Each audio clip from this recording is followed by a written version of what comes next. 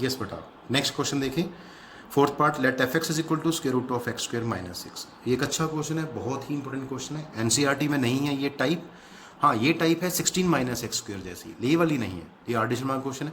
देखिए डोमेन, इसमें कैसे करना होता है, स्क्वायर रूट वाला फंक्शन आ गया तो आपको बोला था कैसे लिखते हैं, for f x to be real क्या होना चाहिए, ये वाला पार्ट पॉजिटिव होना चाहिए, मतलब ग्रेटर देन इक्वल टू 0 होना चाहिए। तो ये आ गया x square minus 16 greater than equal to 0। उसके बाद आपको बोला हुआ है इसको फैक्टराइज कर देंगे, x plus 4 into x minus 4 greater than equal to 0। फिर नंबर लाइन बनेगी, क्योंकि आपको पता है इस पार्ट की हम साइन देखने वाले हैं और इसका डोमेन क्या है, ऑल रियल नंबर्स। तो देखिए ये आएगा -∞ टू +∞। ब्रेकिंग पॉइंट्स क्या होंगे, -4 और 4, जो क्रिटिकल पॉइंट भी कहते हैं। और इसके अंदर आपको बताया गया था -4 4 और इक्वल टू का साइन है, तो यहाँ डार्क सर्कल, यहाँ डार्क सर्कल आएगा। अब ये कहता है मेरे साइन पॉजिटिव नेगेटिव पॉजिटिव है, ये आपको बताया होगा किस तरह से फाइंड करते हैं। लेकिन ये कहता है मेरी वैल्यू पॉजिटिव होनी चाहिए। देखिए पॉजिटिव का साइन है, ग्रेटर देन इक्वल टू 0, तो आंसर जो बनेगा वो पॉजिटिव इंटरवल वाला होगा, है ना। तो ये कहाँ से स्टार्ट होगा, तो एक्स बिलोंग किसको करेगा, -20 ओपन से लेके -4 क्लोज तक, यूनियन 4 क्लोज से to 4 close to infinity plus infinity open. तो ये आपका डोमेन बन जाएगा। तो यहाँ से आप देखेंगे इसका जो डोमेन है, एक लाइन हम और लिखना चाहेंगे यहाँ पे। तो देखिए यहाँ पे हम लिख सकते हैं that is domain of f. तो इसकी जो डोमेन बनेगी -∞ to 4 close union 4 close to infinity open. तो इस तरह से डोमेन इसका फाइंड कर सकते हैं। चलिए रेंज की बात करते हैं। तो रेंज के लिए हमेशा आपको बताया क्या करना है, y equal to f x लिखना है, एफ एक्स की वैल्यू यहाँ पुट करेंगे। अब मुझे x बाहर चाहिए, तो इसलिए स्क्वेयरिंग बोथ साइड कर देंगे। तो चलिए स्क्वेयरिंग कर दी, Y square equal to X square minus 16 आ गया। यहाँ से एक्स स्क्वेयर की वैल्यू निकाली गई, फाइंड करेंगे तो ये आ जाएगा वाई स्क्वेयर प्लस 16। और यहाँ से एक्स की वैल्यू फाइंड करेंगे तो plus minus square root of y square plus 16 आ गया। अब यहाँ एक बच्चे बहुत बड़ी गलती करते हैं, वो सोचते हैं ये स्क्वेयर रूट का क्वेश्चन है तो इसको ग्रेटर देन इक्वल टू 0 करना चाहिए। लेकिन कर सकते हैं, आप करें, लेकिन उसके बाद एक्सप्लेनेशन प्रॉपर होनी चाहिए। लेकिन अगर आप ध्यान से देखें, रूट के अंदर जो पार्ट दिखाई दे रहा है, आप y की कोई भी वैल्यू डाल दो, ये कभी नेगेटिव नहीं बनेगी। इसका मतलब इस पर कोई भी कंडीशन लगाने की रिक्वायरमेंट नहीं है। तो आप सीधा लिखेंगे now x is real for all values of y belonging to r। आप y की कोई भी वैल्यू डालेंगे, x हमेशा रियल होगा, डिफाइंड होगा।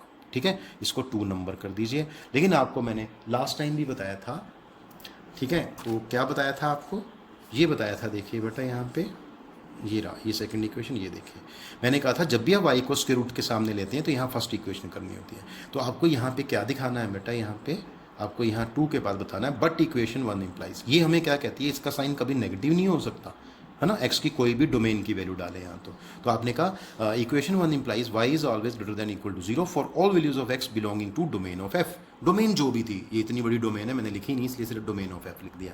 तो अब सेकंड और थर्ड को कंबाइन किया जाए तो यहाँ कहता है y is always, y can take any real value, but यहाँ कहता है y की वैल्यू हमेशा ग्रेटर देन इक्वल टू 0 होगी। तो जब इसको कंबाइन करेंगे, जब इसका कॉमन सोल्यूशन लेंगे दोनों इक्वेशन, दोनों रिजल्ट से, तो क्या आएगा, बाय सेकंड एंड थर्ड भी है तो कॉमन क्या आ जाएगा, y greater than equal to 0, that is y belongs to 0 close to infinity open. तो यही इसकी रेंज होगी। रेंज ऑफ f क्या आ जाएगा, 0 क्लोज टू इन्फिनिटी ओपन। बहुत ही अच्छा क्वेश्चन था ये वाला। चलिए अब एक क्वेश्चन और देखते हैं, बहुत ही अच्छा क्वेश्चन, बहुत बढ़िया क्वेश्चन। देखिए let f x is equal to 1 by square root of 16 minus x square. अब इसमें आएगा domain for f x to be real, concept वही है आपका, पर यहाँ ध्यान से देखना ये स्क्वायर रूट फंक्शन नीचे दिया हुआ है, ठीक है। तो ये पार्ट पॉजिटिव तो होना चाहिए लेकिन 0 नहीं होना चाहिए, ध्यान रखना आपको। For f x to be real क्या बोलेंगे, क्योंकि ये स्क्वायर रूट फंक्शन है तो इसमें क्या करेंगे, ये पार्ट को पॉजिटिव कर देंगे, बट 0 नहीं कर सकते क्योंकि इसको अगर मैंने 0 कर दिया तो अनडिफाइंड हो जाएगा। अब इसको आपको पहले ही बताया था, इसमें क्या आ गया, एक्स स्क्वायर का कोफिशिएंट नेगेटिव आ गया, तो इसको -1 से मल्टीप्लाई करेंगे, मल्टीप्लाइंग -1 ऑन बोथ साइड, तो क्या आ गया, x square minus 16, inequality reverse हो जाएगी। फिर इसको हम फैक्टराइज कर लेंगे, x plus 4 into x minus 4 less than 0। फिर आपको पता है नंबर लाइन बना सकते हैं। ऐसा कोई कंपलसरी नहीं है कि आप यहाँ डार्क सर्कल ओपन सर्कल बनाओ, आप सिंपल बना लीजिए, उसके बाद नीचे आंसर हम प्रॉपर देंगे। तो क्या आएगा, आपको पता है यहाँ पॉजिटिव नेगेटिव पॉजिटिव ही आएगा, क्योंकि हम मेथड ऐसा फॉलो कर रहे हैं जिसमें हमेशा यहाँ पॉजिटिव नेगेटिव पॉजिटिव आता है।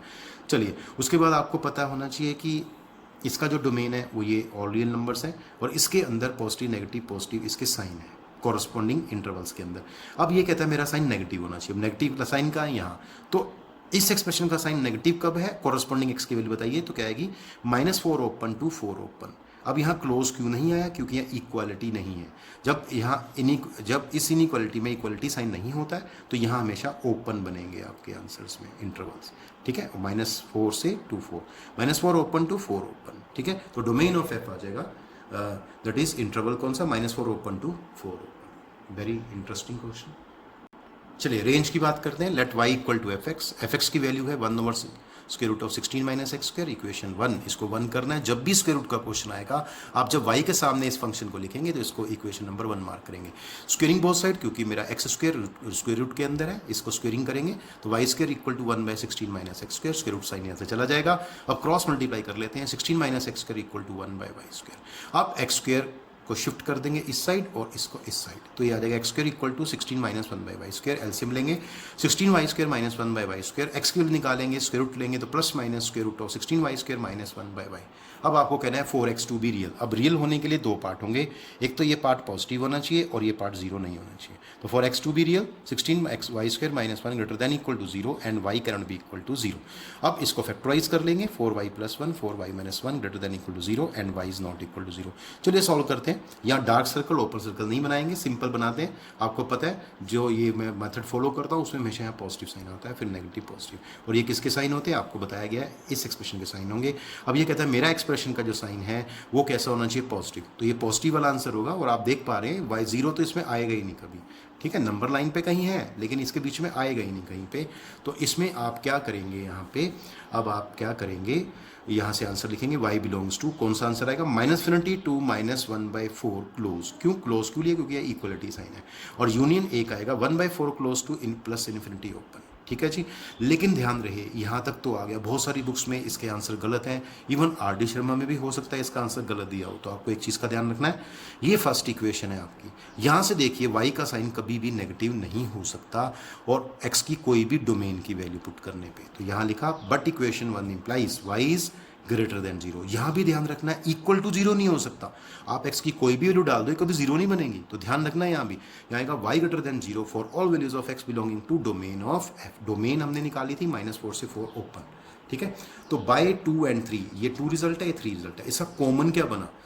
ये कहता है नेगेटिव भी हो सकता है, पॉजिटिव भी हो सकता है। ये कहता है हमेशा ही पॉजिटिव होगा, 0 नहीं होगा। इसका मतलब ये होगा नेगेटिव पार्ट छोड़ देंगे, कॉमन पार्ट होगा पॉजिटिव वाला पार्ट। तो आंसर आ जाएगा y belongs to 1/4 close to infinity open. तो रेंज ऑफ f क्या बनेगा?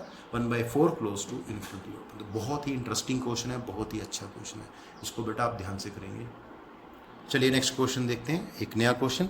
Late a equal to set of 12 13 14 15 16 and 17। इसमें ये एलिमेंट्स हैं ये सेट के, एंड f एक फंक्शन है जो सेट a से z की ओर, z means set of integers की ओर डिफाइन किया गया है। b a function given by, और फंक्शन कैसे है? इसमें एक चीज़ का ध्यान रखना है, यहाँ पे x नहीं है, देयर इज fn। तो ये आपको ध्यान रखना होगा, यहाँ fn, this is n। f of n x भी हो सकता है, n भी हो सकता है, और कुछ भी दे सकता है यहाँ पे इस वेरिएबल को। तो f n equal to highest prime factor of n. यहाँ जो नंबर लेंगे वही सेम नंबर यहाँ एन एन। तो हाईएस्ट प्राइम फैक्टर जो इस नंबर का होगा वो एफ एन के इक्वल होगा। Write f in roster form and write range of f. तो चलिए शुरू करते हैं।